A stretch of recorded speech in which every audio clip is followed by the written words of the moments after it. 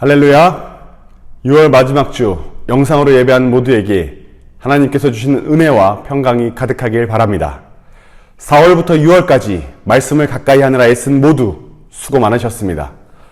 말씀을 가까이 시즌3는 7월부터 시작됩니다. 이번 한 주 시험 기간에 돌입한 것 같은데 열심히 공부하시고 시험 잘 보시기 바랍니다. 말씀 보도록 하겠습니다. 오늘의 말씀은 에베소서 6장 23절에서 24절입니다. 아버지 하나님과 주 예수 그리스도께로부터 평안과 믿음을 겸한 사랑이 형제들에게 있을지어다. 우리 주 예수 그리스도를 변함없이 사랑하는 모든 자에게 은혜가 있을지어다. 에베소 교회는 바울의 헌신과 노력으로 인해 하나님께서 교회를 세워주셨습니다. 바울은 에베소 교회에서 특별히 강조한 것이 하나 있습니다. 사랑입니다. 바울이 쓴 편지들 중에서 사랑이란 단어는 총 107번 등장하는데 그중 19번이 에베소서에서 나옵니다. 에베소서의 시작과 끝이 사랑을 말하고 있습니다. 곧 창세전에 그리스도 안에서 우리를 택하사 우리로 사랑 안에서 그 앞에 거룩하고 흠이 없게 하시려고. 하나님께서 나타내시는 사랑은 조금 특별합니다. 세상이 말하는 사랑과 비슷하긴 하지만 본질은 다릅니다. 하나님의 사랑은 조금 더 부족함이 없고 사랑을 베푸신다고 하여 그 사랑이 모자라거나 과하지 않을 뿐더러 대가를 바라는 것도 아닙니다. 그리고 거룩하고 흠이 없습니다. 또 그 사랑은 아버지 하나님과 주 예수 그리스도께로부터 평안과 믿음을 겸한 사랑입니다. 그냥 사랑이 아니에요. 평안 가운데서 하나님을 향한 믿음이 있는 상태의 사랑입니다. 여러분들은 이런 사랑을 하실 수 있습니까? 당연히 할 수 있습니다. 할 수 있기에 바울이 이야기하는 것이죠. 바울은 에베소 지역의 크리스찬들에게 이런 사랑이 있기를 바랬습니다. 그런데 에베소 교회가 사랑을 잃어버렸습니다. 바울이 그토록 사랑을 강조했건만 에베소 교회에는 더 이상 사랑이 없었습니다. 너를 책망할 것이 있나니 너의 처음 사랑을 버렸느니라. 사랑을 잃어버린 에베소 교회를 예수님이 책망하신다고 하셨습니다. 사랑을 잃어버린 에베소 교회를 보며 현재 우리의 모습을 점검해 봐야 합니다. 교회에 모이지 못하는 시기가 1년이 훌쩍 지난 지금 하나님께서 말씀하시는 사랑의 모양이 있는지 말입니다. 그 사랑의 모양을 잃어버렸다면 하던 것을 잠시 멈추고 하나님께로 나아가야 합니다. 이 땅에 하나님의 사랑이 없는 사람이 많아지면 많아질수록 죄악이 가득한 세상이 될 것입니다. 요즘 배달음식들 자주 시켜 드시죠? 그래서인지 배달음식에 관한 이야기들이 인터넷에 참 많이 등장합니다. 6월 22일 기사인데요. 제목이 새우튀김 1개 환불에 집요한 요구에 업주 뇌출혈 사망이라는 제목으로 서울신문에 기사가 하나 올라왔습니다. 쿠팡 이츠를 통해 김밥과 만두 등을 시켰던 B씨가 주문 다음 날 새우튀김 1개의 색깔이 이상하다며 1개 값인 2,000원을 환불해달라고 요구했습니다. B씨는 50대 업주에게 부모가 그렇게 가르쳤냐고 다그치기도 했습니다. 결국 업주는 사과와 함께 2,000원을 환불해줬는데요. B씨의 항의는 그것으로 끝이 아니었습니다. 주문 전체권을 취소해달라고 하며 재차 항의했습니다. 결국 업주는 쿠팡이츠와 통화하다 쓰러졌고 병원에 입원한 지 3주 만에 세상을 떠났습니다. 하나님의 사랑을 모르는 사람이라면, 잃어버린 사람이라면 그 어떤 것보다도 내가 중요하게 됩니다. 내 감정, 내 가족, 내 생활, 내가 있는 환경, 내가 중요하기 때문에 다른 사람을 도구로 삼게 됩니다. 인간은 인간끼리 도구 삼을 수 없습니다. 인간의 주인인 하나님만 인간을 도구 삼으실 수 있습니다. 인간이 다른 인간을 낮게 보기 시작하면 파멸에 이릅니다. 크리스찬은 남을 나보다 낮게 여기면 안 됩니다. 남을 나보다 낮게 여겨야 합니다. 그래서 우리는 꼭 예수님과의 첫사랑을 회복해야 합니다. 그러나 사랑은 스스로 다시 생겨나지 않습니다. 노력해야 합니다. 사랑에 빠진 사람은 사랑하는 사람을 생각하며 어떻게 하면 저 사람을 기쁘게 할 수 있을까? 어떻게 하면 더 감동을 줄 수 있을까 생각합니다. 그러다 보면 사랑하는 사람을 위해 점점 더 좋은 사람이 되기 위해 노력합니다. 마찬가지로 하나님을 믿은 우리들은 어떻게 살면 하나님이 기뻐하실까? 어떻게 남을 대하면 하나님이 기뻐하실까? 끊임없이 생각하고 행동해야 합니다. 성경에도 이렇게 기록되어 있습니다. 너희는 이 세대를 본받지 말고 오직 마음을 새롭게 함으로 변화를 받아 하나님의 선하시고 기뻐하시고 온전하신 뜻이 무엇인지 분별하도록 하라. 이것이 구원을 선물로 받은 크리스찬들이 세상을 살아가는 방법입니다. 하나님께서 사람에게 생명을 주신 이유는 하나님을 사랑하고 이웃을 사랑하라고 주신 것입니다.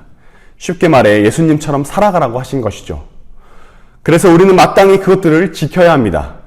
열심을 다해 기도하고 예배하며 신앙생활하는 이유가 이렇게 하면 하나님께서 은혜를 주시겠지가 아니고 이미 주신 은혜에 대한 반응으로 예배하고 기도하며 사랑을 나누는 것입니다.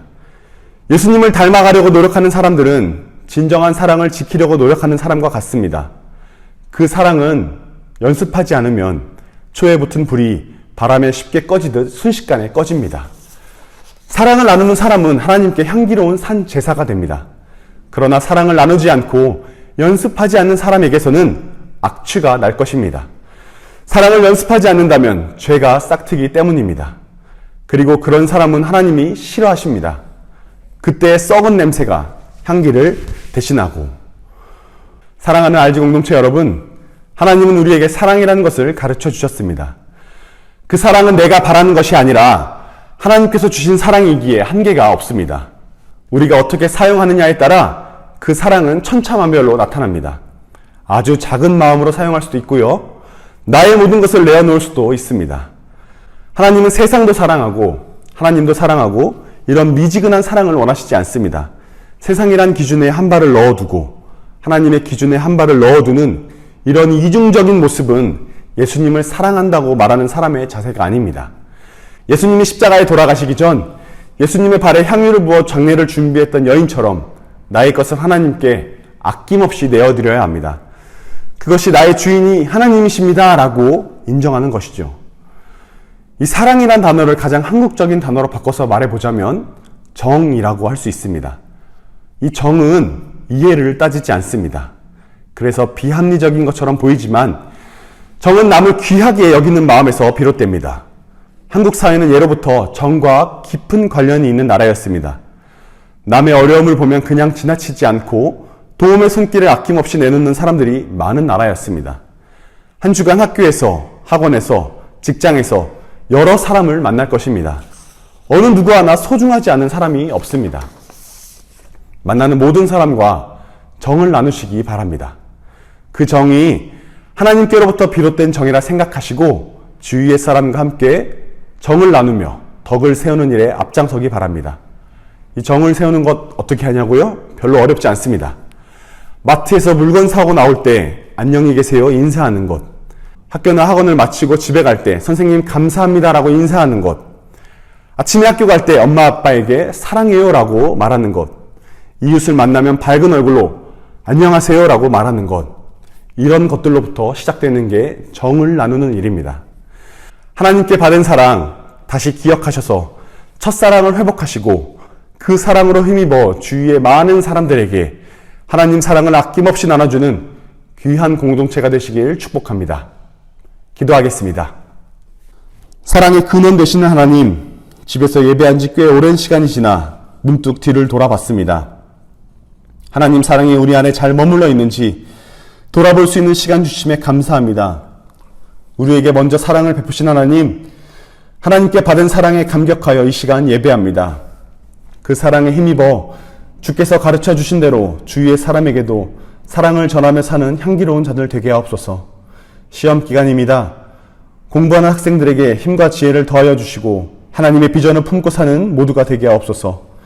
한 주도 하나님께서 보살펴 주실 것을 믿으며 예수님의 이름으로 기도합니다. 아멘. 광고합니다. 1. 예배 후 소그룹 모임 믿습니다. 2. 골든벨 결선 안내입니다. 골든벨 결선은 기말고사가 끝난 뒤 진행합니다. 3. 수련회가 8월 9에서 10일 5일 화로 예정되어 있습니다. 예수 부활하셔서 새로운